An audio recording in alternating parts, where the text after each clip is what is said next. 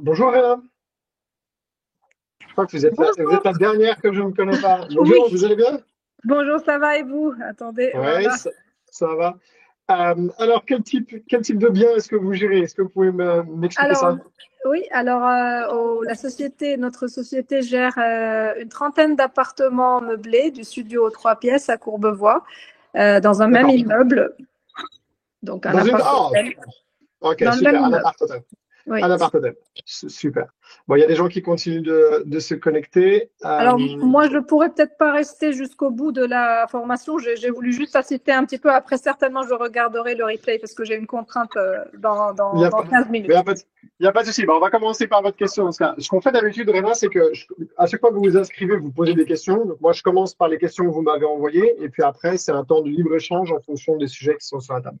C'est Alors, ça. je vais aller voir ce que vous m'avez envoyé. Donc, Alors, moi, Réna, j'ai mis deux petits mots, c'est concernant en fait tout ce qui change actuellement sur Booking.com avec la visibilité, le référencement, tout l'algorithme, plus oui, Google, tout ce qu'on a entendu parler ces derniers temps. Donc, si vous ouais. avez quelques informations à nous donner, ce sera utile. D'accord. Alors, on va commencer par celui qui fait faire le plus mal, je pense, dernièrement. Vous avez peut-être pas encore reçu les emails de Booking.com parce que moi, en tout cas, sur mon compte Booking, je l'ai pas encore reçu en France. Mais tout ce qui se passe aux États-Unis arrive toujours avec quelques semaines de retard en France et ça y est, c'est arrivé aux États-Unis. Donc, dans Booking.com, on avait toujours accès aux cartes, aux moyens de paiement en fait de nos clients, ce qui faisait Oui. que on pouvait quand même utiliser ces informations pour débiter le client avec notre TPE en local. Ah, attendez, hop, il reste des gens qu'il faut que je fasse rentrer. Hop. Alors, je ne sais pas s'ils sont, ils sont tous arrivés. Hop. Voilà. Bonjour Jean-Philippe. Bonjour Marc-Antoine, bonjour à tous. Bon, on vient d'attraper le wagon en marche, mais c'est pas grave. Donc, Réna a posé une question sur les dernières modifications de Google et de Booking.com. Alors, la dernière de Booking.com, elle est pour moi assez dramatique, je ne vais pas vous mentir, parce qu'ils nous enlèvent encore une fois accès à une information qui était cruciale pour nous. On ne va plus avoir accès, c'est déjà le cas aux États-Unis, aux informations des cartes bancaires des clients Booking.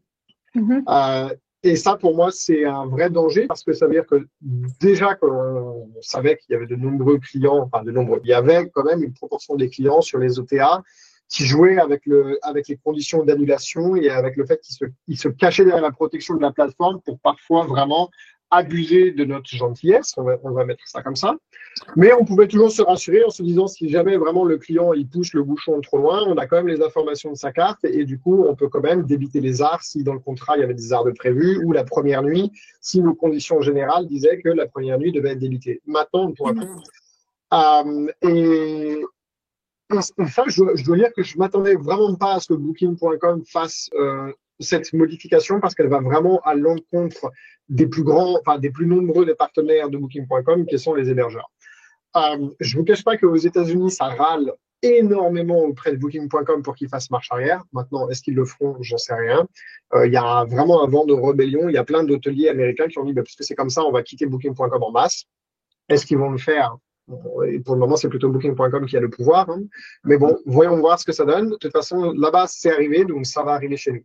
Donc, le seul conseil que je peux vous donner, c'est de vous préparer à ça, parce que si ça arrive, il faudra bien que nous, on anticipe un petit peu. Et une des choses que je pense qu'on peut faire pour se préparer à ça, c'est d'avoir des moyens de paiement alternatifs. Donc, en fonction des technologies que vous utilisez, en fonction des PMS que vous utilisez, des channel managers que vous utilisez ou des moyens de paiement, si vous avez des solutions de paiement que vous utilisez, posez-leur la question dès maintenant, regardez avec eux, qu'est-ce qui se passe si j'ai plus accès aux données des cartes de Booking.com? Est-ce que via le Channel Manager, j'y ai toujours accès ou pas? Parce qu'il y a des Channel Managers, a priori, aux États-Unis qui continuent d'avoir accès à ces informations et à les envoyer. Il y a pas de souci, Sophie. Voilà, faut anticiper. Généralement, ce qui arrive aux États-Unis arrive chez nous avec plusieurs semaines, voire mois de retard, mais ça arrive systématiquement. Tout ce qui a été fait dans les OTA aux États-Unis a fini par arriver chez nous. et même dans les sites comme Google, comme TripAdvisor. C'est grosso modo, ils testent aux États-Unis et si ça marche aux États-Unis, qu'ils sont contents, après, ça déroule sur les autres marchés. Et donc, forcément, nous, on est les suivants parce que touristiquement parlant, la France, première destination mondiale, hein, comme vous le savez. Voilà pour cette nouvelle qui n'est pas excellente, mais qui est très importante. Pour ce qui est Marc-Antoine, de... Ouais, pardon, j'avais une question, je ne sais pas si je peux la poser maintenant. bien sûr, bien sûr. Donc, par rapport à ce que tu viens de dire, cette nouvelle politique de Booking.com, ta reco avant que ça arrive, c'était, si je ne dis pas de bêtises, que les hébergeurs gèrent plutôt en dehors de Booking la facturation, c'est-à-dire Bien sûr. que l'on n'utilise pas les cartes virtuelles. Nous, Je l'ai conseillé longtemps, ça, oui. Ouais, tout à fait. Donc nous, c'est ce qu'on a fait dès le départ, ce qui veut dire qu'il n'y a pas de changement pour nous. C'est uniquement, c'est uniquement pour les hébergeurs bien sûr. qui sous-traitent, entre guillemets, la partie facturation à Booking.com. Absolument. Je résume, Sophie. Et la prochaine fois, vous serez à l'heure, comme ça, vous ne perdrez pas le fil. Donc, Booking.com aux États-Unis a enlevé l'accès aux informations de paiement des clients pour les hébergeurs. Donc, les hébergeurs ne peuvent plus avoir accès aux informations de paiement. Et donc, si jamais un client décide d'annuler de manière abusive, en se disant, de toute façon, ils n'ont pas accès à mes données de paiement, ils ne pourront pas me débiter la première nuit, même s'ils sont en bon droit de le faire, ou ils ne pourront pas me débiter mes arts ou ma garantie, etc. Donc, Jean-Philippe, qui me suit depuis un moment, a tout à fait raison. Moi, ça fait des années que je prêche les paroissiens de contrôler l'argent. Et je vous dis, il faut absolument prendre les paiements vous-même et que ça passe pas par Booking.com. Ceci étant, aujourd'hui, il y a énormément d'hébergeurs qui dépendent de Booking.com et des réservations de Booking.com pour les paiements. C'est une stratégie qui est très dangereuse. Donc, il y a plusieurs solutions. Celle que Jean-Philippe a appliquée est évidemment le nec plus ultra, et ça nécessite de s'organiser un petit peu quand même. Ça nécessite de mettre en place de nouveaux process. Et éventuellement, Jean-Philippe, si tu es d'accord et qu'il y a des gens qui veulent poser des questions plus spécifiques là-dessus, rendez-vous dans la communauté sur The Hotel Club et puis on peut discuter autour de ce sujet sur un post. On peut même faire, si c'est vraiment ça intéresse, on pourra faire un call dédié à ça. Mais en tout cas, il faut maîtriser absolument les paiements des clients. Et donc, pour ça, il faut des solutions de paiement. Donc, soit vous avez un TPE avec votre banque, soit avec la solution de paiement professionnelle que vous avez choisie. Mais au-delà de la solution qui permet de prendre les paiements, il faut les informations de paiement du client. Sans quoi, ça sert à rien. Clair pour tout le monde? C'est clair. OK, top. Après, Laure, tout à l'heure, je ne comprends pas en quoi c'est dangereux en cas d'annulation. OK, super simple, Catherine. Imaginez que vous vous avez un certain nombre de réservations qui arrivent par Booking.com. Vous avez les conditions générales d'annulation qui sont que si la personne ne vient pas, fait un no-show, vous débitez la première nuit. Bon, si vous n'avez pas les informations de paiement de la personne, vous ne pouvez pas la débiter. Donc, cette personne, elle peut faire no-show autant de fois qu'elle veut, dans autant d'établissements qu'elle veut d'ailleurs, et elle sera jamais punie, elle sera jamais débitée. Vous, pendant ce temps-là, c'est une nuit que vous n'avez pas vendue. Alors, vous allez me dire, quand c'est une nuit de temps en temps, ça va, mais si c'est quelque chose dont les clients se rendent compte, et on sait que les forums de voyageurs, ils sont très rapides à comprendre ce qui se passe et à en tirer avantage, vous allez vous retrouver avec des gens qui vont abuser de ça. Aujourd'hui, une des raisons pour lesquelles les clients de Booking.com, entre guillemets, se tenaient plus ou moins à carreau par rapport à d'autres OTA, c'est qu'ils savaient que leurs informations de paiement étaient disponibles aux hôteliers, aux hébergeurs de manière générale, et que du coup, on pouvait appliquer les conditions générales de vente. Et alors, je vois, hop, et Booking ne l'évite pas pour obéir. Booking, son client, c'est le client final, c'est pas nous. Ils n'ont pas besoin, ils sont arrivés à un stade où ils ont tellement une masse critique d'hébergeurs que l'hébergeur individuel qui dit ah mais moi le client il a annulé en dehors de mes conditions d'annulation, j'ai besoin qu'il paye. Bonne chance, hein. Ça m'est déjà arrivé. J'ai jamais réussi à faire en sorte que Booking.com fasse le nécessaire. À part, je crois, une fois. Avec Airbnb, c'était un peu plus simple. Non, Sophie, c'est ce que je vous explique. Vous n'aurez plus accès. Alors, je préférais vraiment que vous mettiez en route vos micros, que vous posiez vos questions à l'oral, parce que comme on enregistre, c'est plus sympa pour ceux qui vont regarder la vidéo derrière. Donc, Sophie, vous posez la question, mais est-ce qu'on aura toujours accès aux informations des cartes sur Booking? Non, justement, c'est ce que je vous dis. Aux États-Unis, ils ont enlevé l'accès aux cartes. Donc, on n'a plus accès. Donc, soyons clairs, il ne faut plus que Booking reçoive les paiements de nos clients pour nous les redonner après. Absolument. Absolument. Moi, personnellement, les conditions, elles sont simples. C'est paiement arrivé à la propriété. Et en fait, du coup, généralement, quand c'est ça, alors, c'est très particulier parce que moi, c'est un gîte de groupe pour 15 personnes. Généralement, les gens, ils ont des questions pour ce genre de réservation. Donc, les très rares qui passent par les OTA, j'en ai vraiment pas beaucoup, ils finissent toujours par me contacter en direct. Et donc, je leur fais pas annuler leur réservation quand c'est la première sur les OTA parce que j'ai besoin de la réputation, pour la visibilité. Je suis trop tôt, vraiment, dans l'historique de ma propriété, je suis trop tôt pour m'amuser à faire ça. Dans 2-3 ans, je dis pas. Mais pour le moment, j'ai besoin d'être en haut dans l'effet Billboard. Donc, je le fais pas. Par contre, je les fais payer en direct et ils me font le premier virement d'art et basta. Bon, en l'occurrence, il se trouve que moi, je passe par le sponsor de The Hotel Club qui avait une tease, puisque c'est le sponsor pour The Hotel Club, mais je suis aussi client chez eux. Et donc, je passe par Amitis Pay et donc, moi, j'envoie un lien de paiement à Amitis Pay, ils me payent directement par là, problème réglé, les gens, ils sont sécurisés, qu'ils soient à Tombouctou, aux États-Unis ou en Chine, ça pose aucun problème. Mais il y a énormément de gens qui n'ont pas ça, qui n'ont pas cette option de système de paiement sécurisé et qui dépendent du système de paiement sécurisé de Booking.com. Bon, voilà. Alors, moi, j'ai les deux, en fait. Je suis sur Aminities, comme toi. Ouais. Et Aminities, donc, gère les paiements de mes clients en direct. Oui. Mais sur Booking, les clients Booking, parce que j'ai envoyé Expedia sur les roses, mais les clients Booking passent par Booking pour me payer. Donc, il faut que j'arrête ça. Et je suggère grandement de les faire passer par un Amitis Pay. Ce sera plus sécurisé. Surtout qu'il faut que je vérifie avec eux, mais il me semble que pour le moment, en tout cas, jusqu'à ce que Booking.com fasse le changement, le channel manager reçoit les infos de la carte. Donc, si le channel manager les reçoit, elles seront sécurisées dans leur système Amitis Pay, ce qui fait qu'on peut débiter. Alors que si c'est dans Booking.com et qu'il lui donne plus l'accès, ce qui est maintenant le cas aux États-Unis, on ne pourra plus débiter. D'accord, parce que moi, je fais payer les gens intégralement, en totalité, au moment où ils réservent. Très bien. Ça, c'est le nec plus ultra. Hein. C'est évidemment ce qu'il faut faire. Alors, j'ai vu qu'il y a une question. Comment nous faire pour faire payer un acompte? Question de Catherine. Ben oui, c'est toute la question. Si vous avez accès aux informations de paiement, pas de problème. Donc, il faut travailler pour avoir accès aux informations de paiement. Donc, il n'y a pas 36 000 solutions. La première, c'est que de toute façon, il faut faire le maximum pour booster les réservations directes. Mais ça, j'enfonce une porte ouverte quand je dis ça. J'en suis bien conscient. Mais la deuxième chose, c'est qu'il faut vérifier avec votre système existant si eux, ils sont capables de. Booking.com nous enlève l'accès dans l'extranet Booking.com. C'est une chose, mais ça ne veut pas dire que l'information, elle n'est pas quand même transmise via le channel manager. Est-ce que le channel manager a un système de paiement? Donc, nous, par exemple, on utilise Aminities avec Laure. Ils ont un système de paiement qui s'appelle Aminities Pay. À ma connaissance, il faut que je revérifie. Ils ont l'information. Donc, même si je ne la vois pas dans Booking.com, elle est présente dans Aminities Pay. En quel cas, pas de problème, je suis sécurisé, je peux quand même utiliser Aminities Pay pour faire le paiement et pour débiter le client. Si jamais Booking.com change la règle du jeu et que même Aminities Pay n'a plus accès à la carte, il va falloir sérieusement se creuser la tête pour trouver une solution. J'ai pas la solution aujourd'hui. Je vous le dis tout de suite. Hein. Moi, à part aujourd'hui, ça fonctionne très bien avec Aminities Pay, donc c'est ce que j'utilise.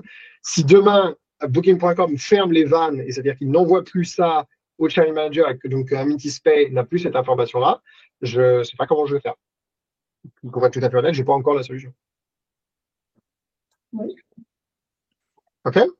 Alors, ça, c'était une question. Je vais relire un petit peu toutes les questions. Alors, je vois que Carole avait posé des questions, mais je ne vois pas de Carole ici. Mais c'est peut-être quelqu'un d'autre. Lequel d'entre vous se cache derrière les questions de Carole?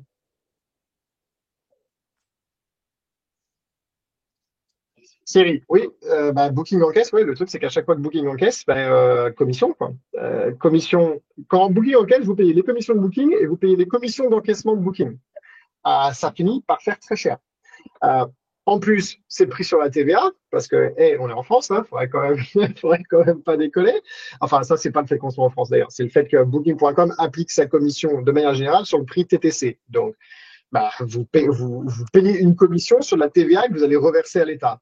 Ça commence à faire quand même beaucoup d'argent qui part à Booking.com. À un moment donné, il faut essayer d'en reprendre une partie pour nous. Alors, Carole s'est pas connectée. C'est pas grave. Jean-François, lui, avait des questions sur Google avec les derniers changements. Alors, est-ce que Jean-François est parmi nous? Parce que je sais qu'il y en a, malheureusement, à chaque fois, il y en a qui s'inscrivent et qui se connectent pas parce qu'il y a toujours des imprévus. Donc, non, Jean-François, il n'a pas l'air d'être là. Jean-Philippe, nouvelle politique booking.com, on vient d'en parler. Eric, tu avais des questions, toi? Yes. Grâce au dernier live de la semaine dernière, j'ai pu ajuster le nombre de couchages maximum pour caper à 15. Top. Je n'irai pas au-delà. Du coup, je me retrouve avec une chambre supplémentaire. Et la question que je me posais, c'est est-ce que c'est mieux de privilégier une salle de jeu pour enfants ou bien une salle de sport? En sachant que le gîte, il est tellement nouveau que j'ai tellement peu de réservations que je ne sais pas quelle est ma clientèle cible et non plus quelle est ma clientèle préférée, la plus simple à gérer. Ouais. Et surtout, ce qui m'intéresse, c'est le meilleur ratio pouvoir d'achat, gestion. C'est-à-dire, je dis n'importe quoi, si la meilleure clientèle, c'est ceux qui ont des enfants, mais dans les faits, c'est un cauchemar de gérer ce type de clientèle-là qui font des dégâts dans la maison parce que c'est pas adapté aux enfants. Je dis n'importe quoi. Voilà, donc après, c'est aussi à moi de m'adapter, mais je me pose la question de quelle branche je vais. Ah, c'est une excellente question. Je vais pas te donner la réponse, mais je peux t'aider avec la méthodologie qui va te permettre d'y arriver.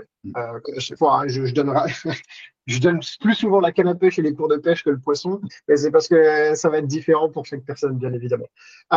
Donc, la règle de base, c'est de faire comme tu viens de l'ouvrir. D'habitude, la règle de base, c'est on parle à ses clients. Et là, tu viens de le préciser, c'est quelque chose que tu ouvres, c'est un nouveau produit, donc tu n'as pas encore de recul suffisant. Donc moi, la première chose que je ferais, c'est que pour le moment, je ferais quelque chose de très modulaire avec peu d'investissement sur lequel ils peuvent profiter de la salle. Alors, c'est peut-être on fait une salle télé avec 4 coussins et une télé et basta pour le moment.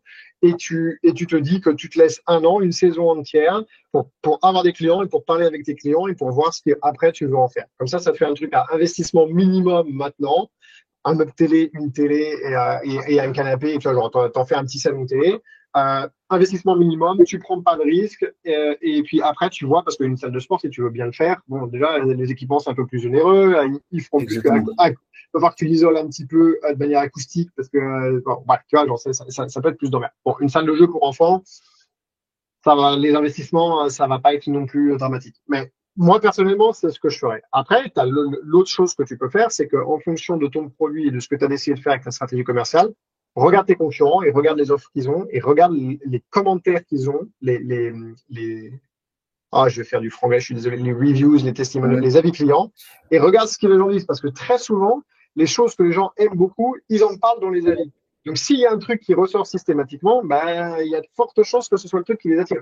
Justement, j'ai bien regardé et j'ai pas trouvé de gîte avec vraiment une pièce dédiée que avec des jeux pour enfants ou avec une vraie salle de sport digne d'un hôtel.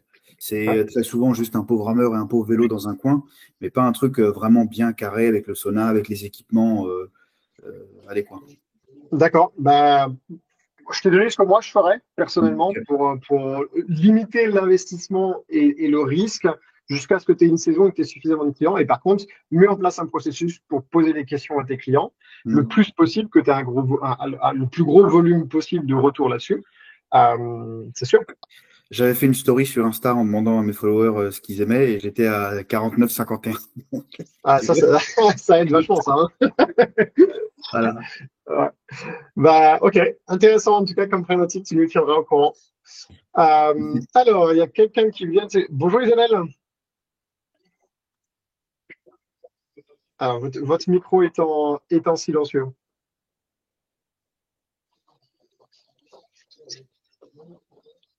C'est pas grave. Et toutes les autres questions que j'ai reçues, les gens ne se sont pas forcément connectés. Alors, on va passer, on peut aller un par un. Jean-Philippe, est-ce que vous avez des questions précises ou spécifiques pour le call d'aujourd'hui? Alors, j'y avais pas réfléchi, mais là, j'en ai bien une du coup, qui me vient quand même à l'idée. Enfin, j'en ai deux, mais qui sont assez liées. La première, c'est que on est donc une maison d'hôte, on a 5 chambres d'hôte, on vient et on est en train de terminer les travaux et on va avoir un appartement pour 4 personnes, donc on l'appelle gîte ou qu'on l'appelle autrement. Techniquement, ça va être un gîte, un petit gîte pour 4 personnes avec un spa sur la terrasse. Ma question est que c'est un gîte sans être un gîte dans le sens où il va être indépendant, il va avoir son spa sur la terrasse, il va avoir sa terrasse indépendante, mais il va partager la piscine de la maison d'hôte. Et il va partager un certain nombre d'autres services de la maison d'hôte. Est-ce que dans sa configuration telle qu'il existe, ça a du sens de mettre ce type de gîte, entre guillemets, sur Airbnb ou est-ce qu'il faut le voir parce que sur Airbnb, à Britel, et quand on regarde un peu leur communication, j'ai l'impression que vraiment, il y a que des clients qui veulent être totalement indépendants et qui veulent leur propre piscine à eux tout seuls et surtout pas croiser de monde, voilà, qui vont sur cette plateforme-là. Il y a une solution très simple, Ça fait sens, ou est-ce que je le considère comme une sixième chambre finalement de ma maison d'hôte et comme une extension de ma maison d'hôte, donc avec les canaux de distribution plutôt Booking.com que Airbnb. Alors, combien de chambres as-tu dans la maison d'hôte déjà 5, on est au max. Donc, tu peux pas en faire une sixième. Non, Donc, déjà, non, mais techniquement, ce sera un gîte. Après, tu vois, il y a la technique et puis il y a le marketing. Je vois ce que tu veux dire. Alors, personnellement, il y a une solution super simple à ton problème, c'est que c'est des tranches horaires. C'est-à-dire que tu réserves la piscine pendant une période pour le gîte, où les clients de la maison d'hôte n'y vont pas. Pas possible. Ok. C'est pourtant une solution simple, je l'ai souvent vu faire et ça fonctionne bien. Si tu peux pas faire ça, ou si pour des raisons philosophiques ou d'organisation, tu peux pas, la seule chose que tu peux faire et que tu dois faire, c'est être super transparent dans tous tes supports de communication, que la piscine est en commun avec la maison d'hôte pour qu'il n'y ait pas de mauvaise surprise. Bien sûr. Et à partir du moment où les gens ils réservent en toute connaissance de cause, mais ça veut dire qu'il va falloir que ce soit dans tes annonces, il va falloir que ce soit dans tes emails de confirmation aussi, parce que les annonces, les gens ils lisent entre les lignes, les emails ils lisent entre les lignes aussi. Donc il va falloir que tu aies de multiples points de contact avec tes clients de ton gîte pour bien réaffirmer ce point, pour qu'ils ne soient pas pris au dépourvu et que tu te tapes une mauvaise réputation derrière parce qu'ils découvrent le jour J que ah bah mince, en fait, je vais devoir partager. Ok, ouais, c'est très clair. Donc vraiment être super transparent, dire que la piscine a les canons, mais qu'elle est partagée. Et dans ce cadre-là, on peut être sur toutes les plateformes, quelles qu'elles soient. Et je pense que Eric pourra te parler de Airbnb pour les gîtes, c'est tout à fait adapté. Ouais, d'accord. Marc-Antoine, c'est Justin. Là, pareil. Je suis désolé, ma caméra, j'arrive pas à la lancer. Hein, mais j'ai une question très, très, très basique et très naïve. Moi, comme j'ai dit, j'ai cinq logements en maison de tourisme. Et donc, je passe par Booking et Airbnb. Et au début, je gérais les encaissements de Booking. Et puis, je me suis aperçu que de toute manière, la commission, faut la payer à Booking. Donc, je vois pas ce que ça change de déléguer le paiement à Booking plutôt que de m'occuper de l'encaissement. Et alors, donc, moi, je demande comme l'or, je demande 100% au moment de la réservation. Donc, je me dis, je suis protégé. Ils vont effectivement encaisser parce qu'ils sont motivés pour toucher le pognon. Ils prennent leur com et ils me reversent. Mais à l'arrivée, c'est pareil. Donc, je vois pas effectivement pourquoi alors, je vois quelqu'un qui dit, Thierry, qui dit, Booking prend 2% de plus. D'accord, mais bon. Mais par contre, moi, je me suis aperçu que quand c'était moi qui gérais le cash, quand les voyageurs annulaient, Booking me plantait, me disait tu te démerdes, voilà. Alors que là, ils sont motivés. Donc j'ai fait un petit calcul en disant il vaut mieux qu'ils prennent 2% dessus, mais par contre comme ils sont motivés pour encaisser l'oseille, donc je suis sûr que le voyageur va payer. Donc je le dis, je suis gagnant. Donc je vois pas le calcul de dire c'est une catastrophe que Booking ne donne plus d'informations. Certes, s'il y a des extras, bon, ceux qui ont des piscines avec des extras ou des choses comme ça. Mais moi qui fais un meublé de tourisme basique en région parisienne, moi, je suis assez peinard. Alors, en effet, ça va dépendre vraiment du poids économique du bien géré dans l'ensemble du patrimoine. C'est évident qu'un appart-hôtel de 30 chambres et juste un meublé de tourisme, c'est pas la même chose. Après, tu as autre chose, c'est que ça dépend de la proportion de réservation directe et de proportion de réservation Booking et hôtel de manière générale que tu as. Est-ce que tu es capable de me dire sur l'intégralité de ton chiffre d'affaires, combien pèse Booking.com en pourcentage? Est-ce que c'est la moitié du chiffre d'affaires? Est-ce que c'est plus? Est-ce que c'est moins?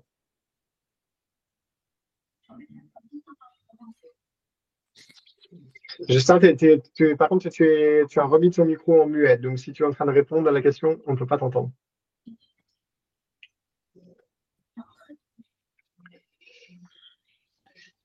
Bon, je ne sais pas ce qui s'est passé.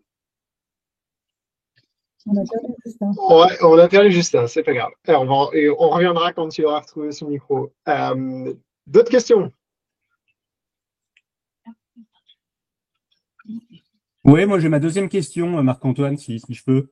Ah bah, bien sûr. On ne va pas monopoliser la parole, mais donc par rapport à ce que tu disais, donc Booking qui durcit encore une fois un petit peu plus. Moi, dans mon cas, et puis je pense que c'est le cas de beaucoup d'hébergeurs, ont pris la décision, en tout cas côté OTA, vraiment de focaliser sur Booking et de pas forcément étendre trop la distribution sur d'autres plateformes qui sont peut-être un peu en perte de vitesse comme Expedia ou autre. Est-ce que donc avec Booking, tu conseillerais d'aller de pas mettre tous ses œufs dans le même panier et d'aller ouvrir, pour ceux qui ne l'ont pas encore fait, d'autres plateformes, je pense en particulier à Expedia, sur laquelle je suis pas aujourd'hui, et à Hotel.com, qui m'envoie un message toutes les semaines pour que je les rejoigne. La bonne nouvelle, c'est que ça va rien te coûter, ça ne te coûtera que s'il t'envoie des réservations. Donc, mon moto est toujours le même, il faut tester. Bah, ça va rien me coûter, j'en sais rien, c'est quand même des heures de prix, quoi. Alors, mais ça, à toi de contrôler ton pricing. Ouais, mais autant tu peux le faire avec certains, autant avec d'autres, tu peux le faire moins facilement. C'est pour ça que je teste. Personnellement, ma philosophie elle a toujours été la même. C'est que on essaye de profiter. Alors, il y a plusieurs phases dans la vie et la maturité d'un business et l'hébergement. Il y a la phase de lancement, puis après, il y a la phase de croisière. La phase de lancement, de toute façon, t'as pas le choix. Il faut que tu utilises tous ces tremplins de visibilité. Et là, je conseille d'en utiliser un maximum pour se créer très rapidement une visibilité la plus large possible. Une fois que tu es arrivé à un rythme de croisière, tu peux commencer à fermer les canaux, à en ouvrir des plus spécialisés, voire à ouvrir des canaux qui sont très spécifiques que tu peux faire toi-même, comme de l'emailing, parce que tu as récolté suffisamment d'emails clients, tu as acheté des bases de données, tu as scrappé des bases de données, etc. Donc, la bonne stratégie, en tout cas celle que j'ai appliquée et que j'ai fait appliquer à tous les gens que j'ai accompagnés jusqu'à maintenant, c'est-à-dire au début, on ouvre le plus large possible, on teste et on ouvre large et après, on rétrécit et on ferme et on voit ce qui fonctionne et ce qui ne fonctionne pas. Surtout qu'en fonction des canaux et des régions, il y en a qui fonctionnent très bien à certains endroits et pas du tout à d'autres endroits. Expedia, c'est le cas. Il y a des régions dans lesquelles Expedia fonctionne très très bien. Il y a des régions dans lesquelles ça ne fonctionne pas du tout.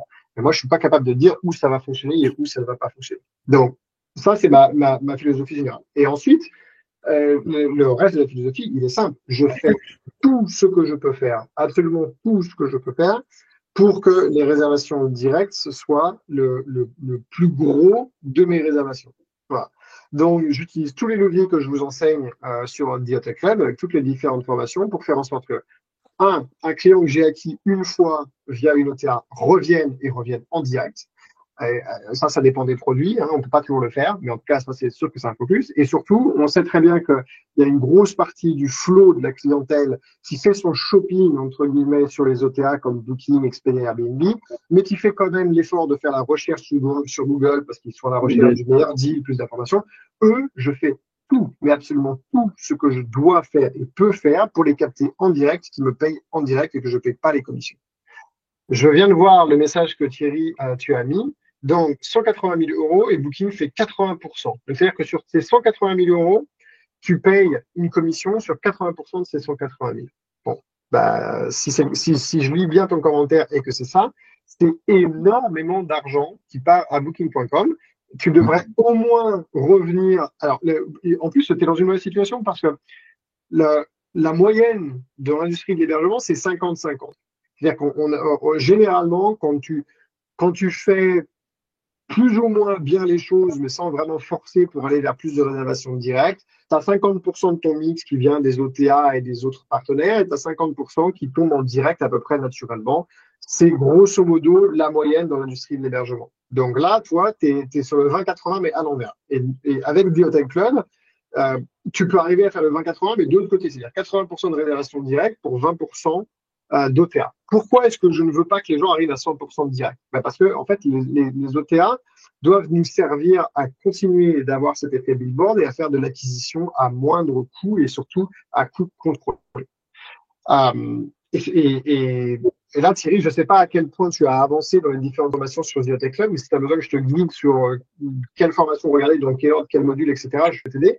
Mais en tout cas, c'est sûr que cette situation, la bonne nouvelle pour toi, c'est que tu as une marge de progression et que c'est pas si compliqué que ça d'arriver déjà à 50-50.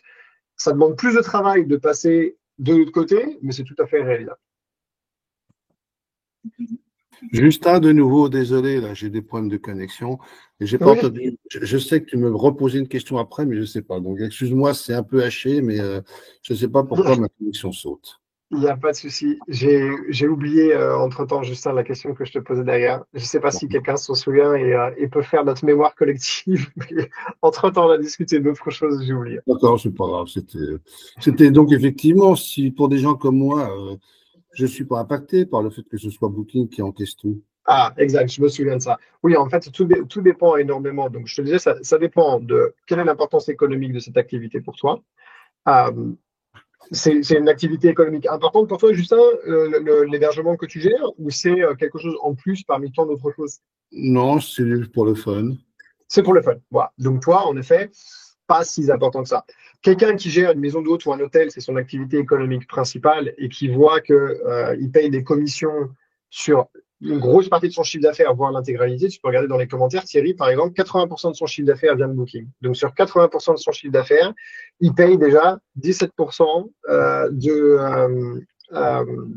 de commission. Bah, si tu rajoutes 2% en plus de commission de paiement, tu arrives à 19%. C'est énorme, quoi. C'est beaucoup, beaucoup d'argent, quoi. Ben oui, mais j'ai la certitude que Booking, il va se remettre les fesses pour encaisser le pognon, alors que moi, quand j'ai des gens qui annulent, ce qui m'est arrivé à l'époque où je faisais des encaissements moi-même, Ouais. j'ai jamais réussi à récupérer Oui, parce que, et donc, encore une fois, toi, c'est pas ton activité principale. Quand quelqu'un annule 30 jours, et un séjour de 30 jours qu'il annule, ça m'est arrivé 2 fois, sous des prétextes vrais ou faux, peu importe, enfin, Oui. un avion décalé, ceci, cela, enfin bon, ils n'avaient pas les visas, peu importe, on s'en fout, mais on se dit qu'il vaut mieux effectivement que ce soit encaissé upfront, hein. Dans ton cas, c'est tout à fait légitime. Tu vois, tu comprends la différence entre ton cas de figure et le cas de figure de quelqu'un dont c'est l'activité économique principale et qui ne peut pas se permettre de laisser autant d'argent sur la table. Catherine, j'imagine que Thierry répercute la commission des hôtels en son tarif. Ah, j'adore ce commentaire. C'est une excellente observation et si vous étiez à côté de moi et que vous étiez une ancienne élève au dodo, je vous taperais sur les doigts. Parce que si vous répercutez et que vous n'avez pas de baisse de la demande, c'est que vous vendiez pas assez cher. On va prendre le cas de figure super basique. Je vends à 100 en direct. Je répercute la commission Booking.com. Je vends à 120 sur Booking. J'ai zéro baisse de la demande sur Booking. C'est-à-dire que je vends à 120 sur Booking et j'ai pas de ralentissement de la demande. Bon, ben, j'aurais dû vendre à 120 en direct depuis le début. Et alors là, je vous invite vraiment, on n'a pas avoir le temps de rentrer dans tous les détails de cette technique aujourd'hui, mais il y a plusieurs formations sur The Hotel Club sur le revenu management qui vous expliquent dans les détails ça. Et donc, à chaque fois que quelqu'un me dit ça, je dis attention, attention, là c'est du revenu management, c'est que vous avez laissé de l'argent sur la table depuis trop longtemps. Si quand vous augmentez via les OTA, il n'y a pas de baisse de la demande sur les OTA. Normalement, quand vous gérez bien et que vous surveillez bien vos offres de courbe et de la demande, je vous enseigne comment le faire dans une des formations sur The Hotel Club.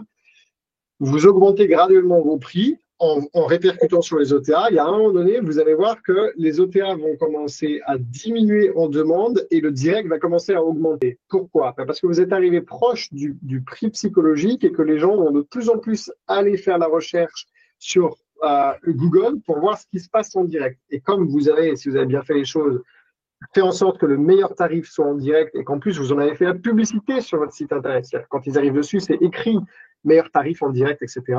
Et ben, vous convertissez une partie de ce trafic pour vous. Ah, c'est une des clés, hein, c'est la technique du judoka que j'enseigne à l'intérieur de The Hotel Club. Ça fonctionne très très bien.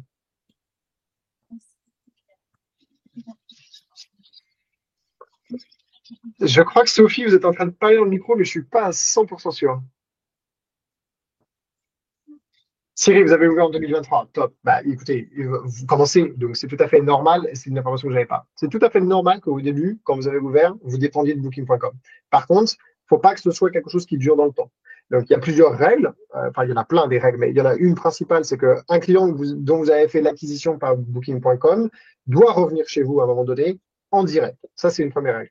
La deuxième règle, c'est que maintenant que la machine est lancée, que vous avez prouvé qu'il y a de la demande pour votre hébergement, et je vous en félicite, ben, il faut commencer à intégrer toutes les bonnes méthodes qu'on vous enseigne sur The Hotel Club pour pouvoir faire en sorte que graduellement, vous reprenez des parts de marché, parce que la demande est là. Donc, c'est juste une question de faire basculer le curseur jusqu'à 50-50 et puis après, de l'autre côté.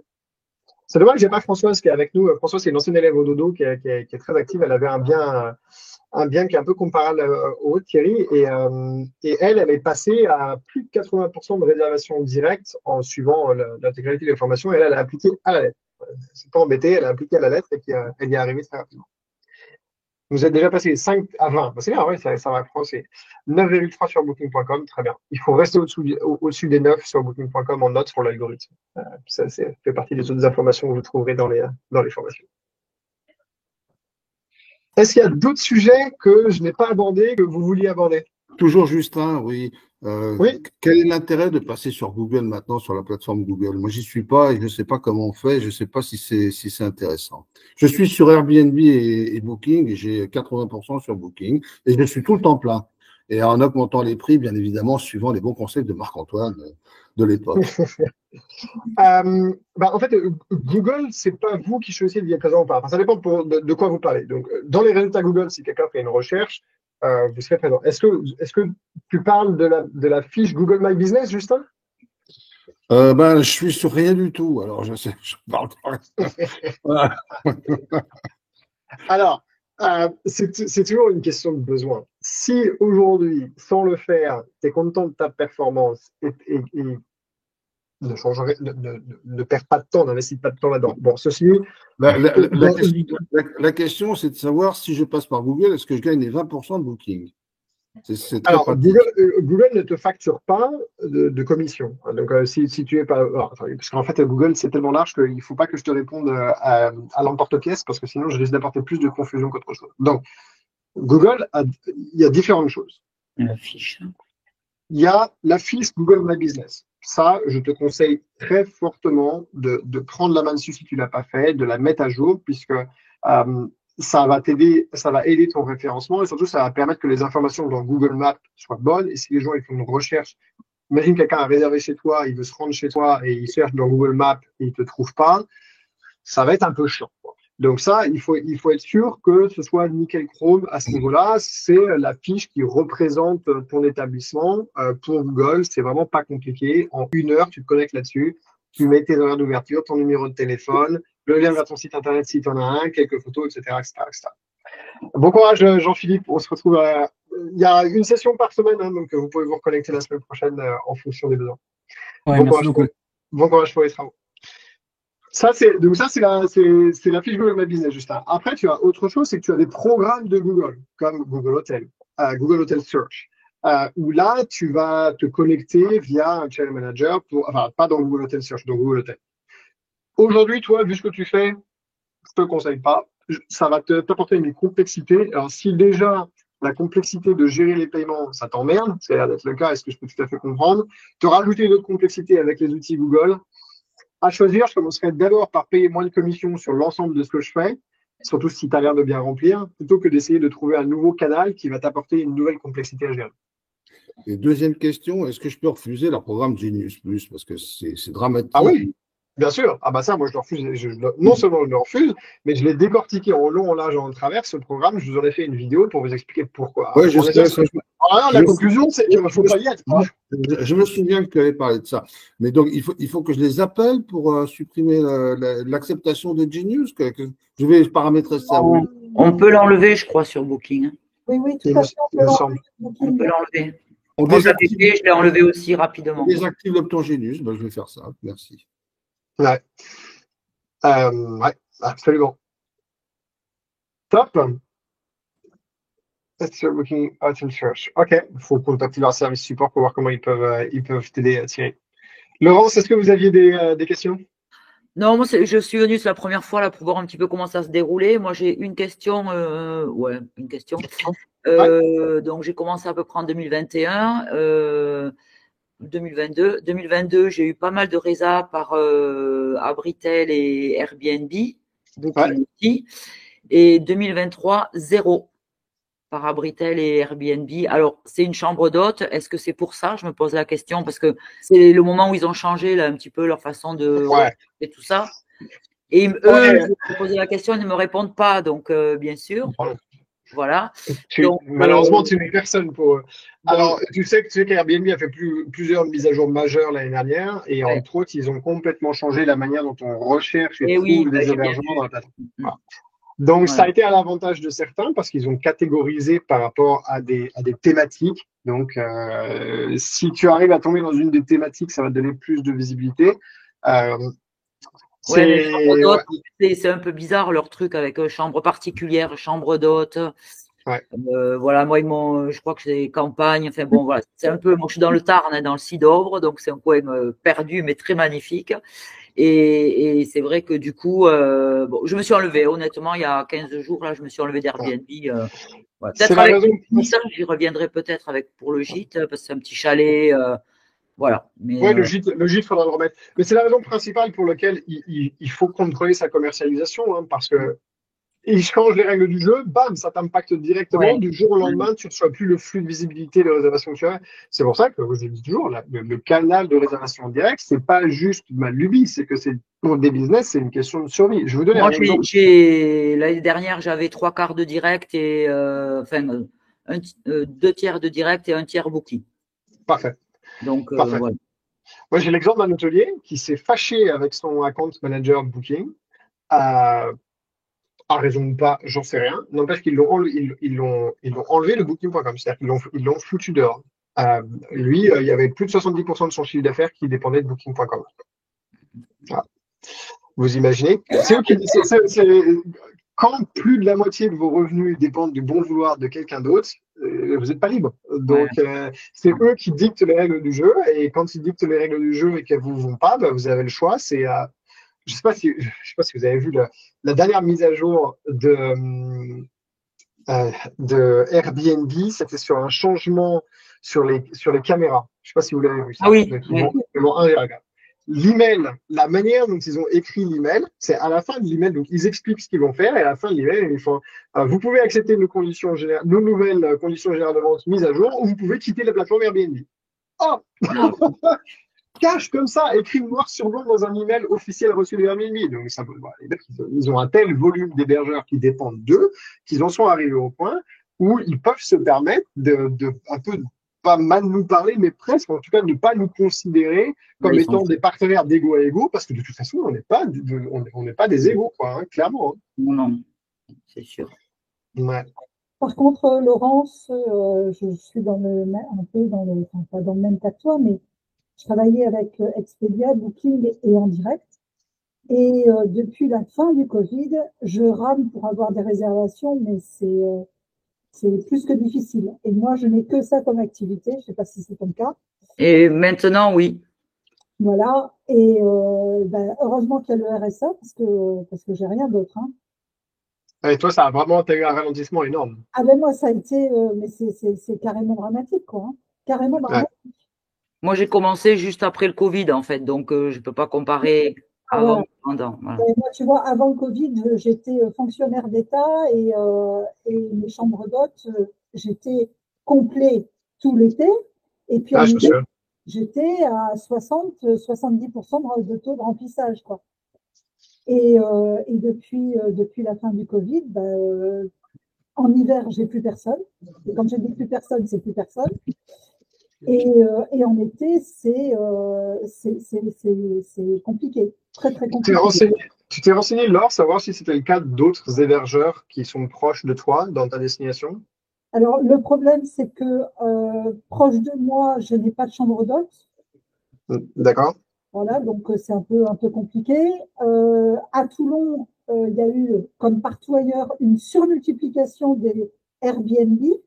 Oui, c'est ce que j'allais dire. Une bonne partie de la. Et en plus, ils n'ont rien trouvé de mieux que d'ouvrir 3 hôtels supplémentaires dans Toulon. Donc, oui, c'est pas le Covid qui t'a tué, c'est l'explosion de la demande dans ta destination, en fait. Tu es noyé dans un endroit où il y a beaucoup trop de demandes maintenant, et tu ressors. Il va falloir peut-être qu'on réfléchisse à t'aider sur comment est-ce que tu peux faire pour être beaucoup plus visible parmi toute cette offre qui est arrivé d'un seul coup sur ta destination. Comment est-ce que toi, tu peux tirer ton épingle du jeu pour être visible? Parce que là, C'est une théorie qui est très connue, qui s'appelle l'océan bleu ou l'océan rouge. L'océan bleu, c'est quand tu es dans le monde des affaires, c'est quand tu es dans un marché qui est non compétitif ou peu compétitif. Donc c'est beaucoup plus facile parce que il y a moins de monde. L'océan rouge, c'est l'océan dans lequel il y a plein de requins et les requins, chacun mord l'autre et donc forcément la mer devient rouge. C'est l'océan rouge, c'est beaucoup plus compliqué d'être compétitif et d'être visible. Il semblerait que toi, ton plus gros problème, ce soit ça.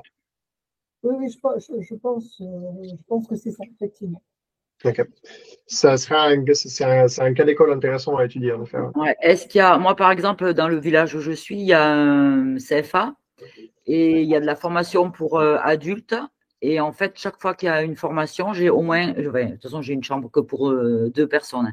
Donc, j'ai chaque fois maintenant une personne parce que la secrétaire me connaît et donc, du coup, maintenant, elle m'envoie, elle leur envoie les coordonnées. Voilà. Donc, c'est formidable, Laurence, vraiment. Un CFA à côté, c'était pas grand. Donc, j'avais plein de centres. Enfin, j'ai toujours plein de centres de formation autour de chez moi. Sauf que maintenant, les formations, les gens ne se déplacent plus. Donc, par vidéo. Divers. Et comme maintenant, les stagiaires, toutes les formations se passent dans e-learning, comme on est en train de le faire d'ailleurs. Là, eh bien, j'ai plus personne à la maison, quoi. Donc, avec les à côté, essayer de faire un partenariat avec eux pour être sûr de garder, quoi. Ouais. Bon, moi, je fais les repas, je fais la table d'hôte, et ça c'est vrai que ça apporte un plus, quoi. Oui, tout à fait. Tout à fait. C'est un cas d'école intéressant, en effet. Je sais pas si du côté de Michel Charles, de Catherine, d'Isabelle, vous aviez des questions auxquelles on n'a pas répondu, ou des choses que vous vouliez qu'on voit aujourd'hui ou dont on discute. Non, Juste pas vraiment. Tout va bien. Tout va bien. Bon. Non, moi, chaque fois, Booking me demande de simplifier l'annulation. Parce que moi, je refuse les annulations à moins de 60 jours. Mais j'ai eu une fois un problème où quelqu'un ne l'a pas respecté, mais ils n'ont pas voulu appliquer mes conditions d'annulation. Hein. Ils ont dit, ah mais non, c'est une semaine avant. Ah bon, d'accord. Bon. Heureusement que Booking, c'est 4 ou 5 clients par an sur 25. Donc, c'est pas... Mais c'est sûr que tant qu'on ne passe pas sous leur force cordine, ils font tout pour ne pas être référencés, quoi. Ils sont des géants, ouais. Catherine, dans les grandes lignes, Catherine, quel est votre sujet, que je puisse savoir déjà de quoi vous vouliez qu'on parle?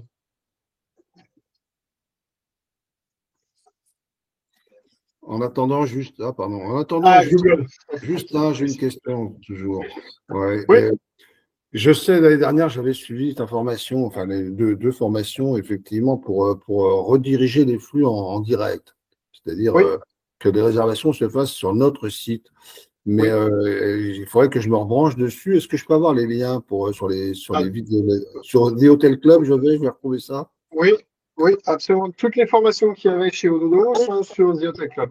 D'accord. Et donc, de manière pratique, c'est se faire référencer sur Google Hotel Search. Et là, on récupère du flux. C'est ce que tu dis. Alors, Google Hotel Search, c'est un des nombreux moyens.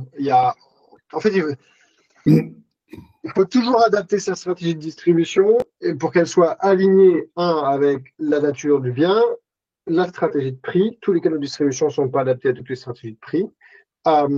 À la stratégie de communication et bien évidemment la clientèle que tu veux attirer. Donc te dire si Google Hotel Search c'est le truc qu'il faut faire aujourd'hui ou pas, un peu trop tôt. Par contre, ce que tu peux faire, c'est suivre les modules de formation et puis revenir sur un de ces calls en ayant fait tes devoirs pour pouvoir me dire ce qu'il en est, pour qu'on aligne tout. Et puis là, je pourrais te donner mon retour et te dire si je pense que oui, en effet, c'est plutôt un des outils qui correspond à la stratégie ou pas.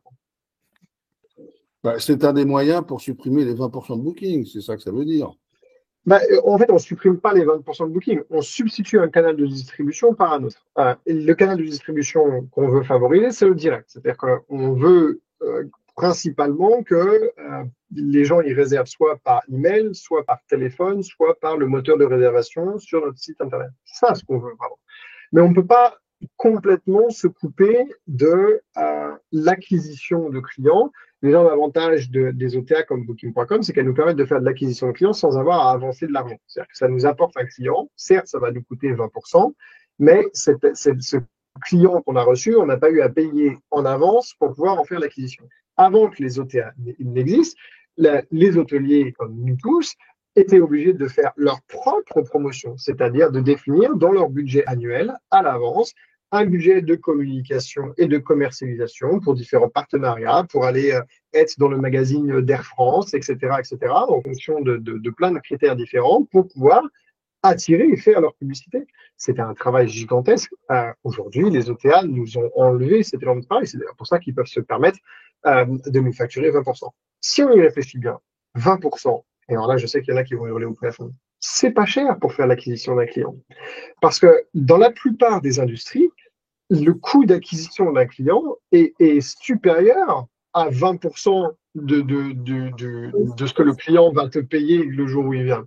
Donc, on crache beaucoup dans la soupe, mais on est plutôt dans une situation assez d'enfant gâté parce qu'en plus, on a les outils pour capter ce flux après, le faire revenir en direct et donc ne plus payer ses commissions alors que c'est eux qui ont fait le travail de faire l'acquisition de ce client, mais en plus sur une grosse partie du volume de ces clients que eux nous captent à l'instant T, on peut, grâce à l'effet billboard, en capter au moins la moitié.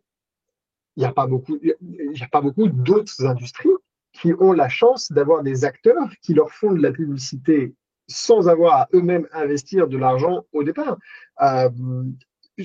J'en suis même au point de dire que si un jour Booking.com décidait que pour être sur Booking.com, les hébergeurs devaient payer en plus des commissions un abonnement, je suis bien persuadé que 99% des hébergeurs paieraient l'abonnement à Booking.com pour ne surtout pas perdre cette visibilité et ce flux de clients. Je vois qu'il y a une question. Thierry, pour le moment, via Google, c'est gratuit, mais il faut quand même bien référencer. Voilà. Alors, Google, en effet, ils ont arrêté une partie commissionnée pour la remettre en gratuit et ça, ils testent encore pas mal de choses. Mais alors, Google, moi, je les connais. On les connaît tous. Pour le moment, ils reviennent gratuits parce qu'ils n'ont pas réussi à vraiment prendre les parts de marché qu'ils voulaient prendre. Donc, à mon avis, Google Hotel, c'est gratuit pour le moment, le temps qu'ils se refassent vraiment une part de marché très importante. Et puis après, je pense qu'ils vont remonétiser ce service. Il n'y a aucun des géants des technologies qui fait quelque chose de gratuit. Ça n'arrive pas. Derrière, alors, ils peuvent le faire pendant longtemps avec pour objectif derrière de monétiser d'une manière ou d'une autre. Ils vont trouver la manière de le monétiser. Ils n'ont pas réussi sur leur premier galop d'essai, mais ils vont trouver, ils vont essayer, ils vont continuer, ils investissent beaucoup d'argent pour le faire. Donc, ce qu'ils ont en tête, je ne le sais pas encore, donc il faut en profiter pour le moment parce qu'en effet, c'est gratuit, mais il ne faut pas non plus se cacher derrière son petit doigt et se dire oh, ils sont trop sympas avec nous. Non, il faut renforcer sa capacité à obtenir des réservations en direct parce qu'à un moment donné, ils vont trouver la manière de monétiser leur service. Lors les annulations gratuites, ah oui, j'avais pas vu la suite du message. En mettant annulation 8 jours. Donc c'est-à-dire que si quelqu'un annule 8 jours avant l'arrivée, c'est gratuit. Non. Et si oui, voilà, c'est ça. Excuse-moi. Oui. D'accord. Mais si on est dans 8 jours, il paye quelque chose. Dans les 8 jours, il paye quoi? Il paye par exemple 10% ou un truc comme ça, quoi. 8 jours, ça me paraît beaucoup pour une chambre. Tu m'aurais dit un gîte comme Eric, j'aurais même allongé un petit peu. Mais pour une chambre, 8 jours, ça me paraît beaucoup. Ça me paraît beaucoup parce que si je prends les conditions générales classiques d'un hôtel, tu vas souvent, tu vas dire que dans ton bassin, ta compétition maintenant sur les hôtels, donc il va peut-être falloir que tu regardes comment eux ils font et ce qu'ils font. Tu vas être sur 24 heures de conditions d'annulation assez classiques, quoi. C'est-à-dire que si 24 heures avant l'arrivée, tu as annulé, tu n'as pas de problème. Si tu es dans la tranche des 24 heures, tu vas payer la première nuitée, quoi. Exemple, hein. C'est un exemple. Hein. Parce que depuis le Covid, tu sais, on a tous fait annulation gratuite jusqu'à la veille jusqu'au jour de l'arrivée. Mais là, maintenant, tu es à 8 jours ou c'est pas ce que tu fais? Non, je suis toujours en annulation gratuite jusqu'à l'arrivée du client. Ok. Est-ce que tu as beaucoup d'annulations? Pour l'instant, faudrait-il que j'arrive à obtenir le client, quoi. Donc, c'est pas un problème. Donc, c'est pas quelque chose qui aujourd'hui est un problème qui nécessite ton attention. Là, ce qui nécessite ton attention, c'est d'aller chercher des réservations. Si plus tard, une fois que tu as retrouvé un flux de réservation, tu te rends compte qu'il y a un problème d'annulation, on pourra en reparler. Mais là, aujourd'hui, toi, c'est sur quoi il faut que tu te concentres. Et je suis assez d'accord avec ce que Laurence dit. Je pense que toi, ta bataille, elle va être de tisser les liens locaux. Parce qu'il ne faut pas oublier, il y a tout ce qui se passe sur Internet et ce qu'on fait dans le digital. Mais il y a aussi la bonne vieille fille commerciale aller à la rencontre des entreprises et des partenaires locaux qui peuvent t'envoyer de la clientèle. C'est ce que j'ai déjà fait. D'accord. J'ai déjà fait ça et il n'y a pas de résultat. J'ai déjà fait passer un influenceur qui m'avait fait un article dithyrambique sur mon établissement, machin et tout. La seule chose que ça m'a rapporté, c'est en fait des gens de Marseille qui habitent dans les cités, etc., etc. Enfin, c'est pas du tout. Je préfère ne pas avoir de clients que d'avoir ce genre de personnes, quoi. Ouais, c'était pas le bon influenceur. Il n'avait pas l'audience que tu cherchais à attirer chez toi, quoi. Ben, en fait, si c'est un bon influenceur, il est très, très, très demandé, très connu sur le Var, hein. Mais voilà, quoi, c'est. Ouais, mais son audience ne correspondait pas à ce que tu cherchais. Bon, ça arrive. On arrive à la fin de cette heure. J'espère que ça vous a apporté des informations intéressantes. Je vais vous garder dans un coin de ma tête, Laure. Je vais essayer et puis je pense que collectivement, si les autres aussi ont des idées, Zeotech Club, je l'ai créé pour qu'on puisse s'entraider. Donc, je vous invite aussi à poster dans la communauté, à penser à Laure. Si il y a des choses auxquelles vous pensez et qu'elle n'a pas encore tenté et qu'elle peut tenter pour essayer de redresser la barre et d'obtenir plus de réservations, eh ben, essayons collectivement de partager. La communauté est là pour ça. Il y a le groupe sur la communauté. On va améliorer les fonctionnalités de toute la plateforme. Là. J'ai recruté quelqu'un qui commence lundi prochain qui va énormément m'aider à améliorer la plateforme. Donc, je suis aussi preneur de tous vos retours sur les boutons, s'ils sont au bon endroit. Je sais que les emails, c'est cassé. Je sais, on est en train de réparer. Les emails automatiques, c'est cassé. Voilà, on est une toute petite équipe et on essaye de faire plein de choses. Donc, j'attends aussi votre participation pour m'aider à faire progresser l'outil et la plateforme, parce que c'est pour vous qu'on le fait, quoi. Ok, bah écoute Marc-Antoine, je te remercie. Je remercie tout le monde pour votre participation. Je reviendrai. Merci à tout le monde. Très apprécié. Au revoir. Et merci à tout le monde. Pour mon certificat d'enregistrement. Ouais. Je t'envoie ça. Alors, je me mets ça sur mon calendrier pour t'envoyer ça. C'est gentil. Bonne journée. Merci beaucoup. Au revoir tout le monde.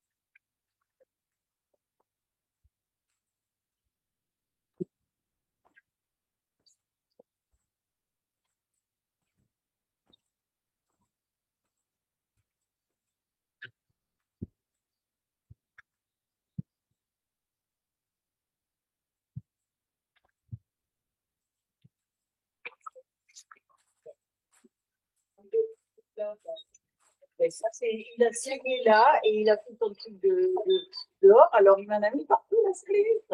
Et oui, tu es là et alors. Qu'est-ce qui se passe? Mais c'est pas grave, c'est normal, tu fais des travaux. Il n'y a pas pour rien. Au moins, vous venez pas pour rien. Et encore, j'adore le lever. Moi aussi. Et toi aussi, et lui aussi. J'ai passé à Serpillière tous les jours. Mais oui, la Serpillière, mais ça se met partout. Dans les tableaux, partout. Ça se met partout, la poussière, ça volette. C'est fait dehors, pourtant. Moi, j'ai pas fini. Je sais pas. C'est pas la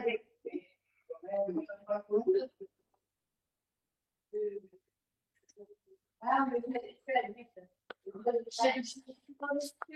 Oui, non, mais